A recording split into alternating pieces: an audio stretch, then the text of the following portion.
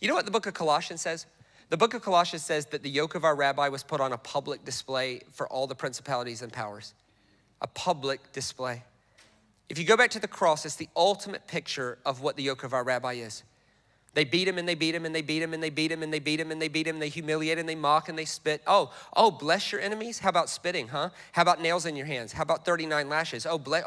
Pray for those who despitefully use you. Oh, forgive everyone. Oh, really? Oh, blessed are the merciful, for they'll obtain mercy. Huh? Forgive us now. Can you keep your yoke now? Come on, smite us. Come on, get us. Come on, come on, come on, come on. Break your yoke. If you break your yoke, no one will ever follow you again. Come on, break your yoke. And they beat him and they beat him and they beat him and they beat him and they beat him. And they beat him and they beat him and they beat him. And he kept loving and forgiving and loving and forgiving and loving and forgiving and loving and forgiving, which is why any message of Jesus Christ that says if you don't do something, he's going to destroy you is not the yoke of our rabbi. I don't care if there's a 25-foot cross over the top of the ceiling. It is not the yoke of our rabbi, because the yoke of our rabbi kept loving and forgiving and loving and forgiving and loving and forgiving and loving and forgiving and loving and forgiving.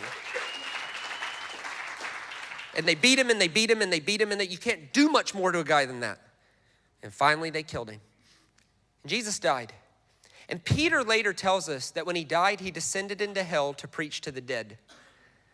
I find that unbelievable. Here's how I picture it in my head.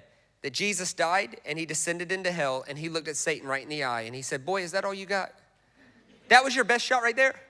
You thought you could destroy my yoke by killing me? No way. 3 days from now, I'm going to walk out of here and I'm going to cook breakfast on the beach for the very people who abandoned me in my time of need. And I'm not even going to bring it up. If they still love me, we're going to walk together. And the whole 3 days I'm here, I'm going to preach here. And anybody who wants out, we'll get out. You know what the Bible says? The Bible says when Jesus rose from the dead, tombs everywhere emptied.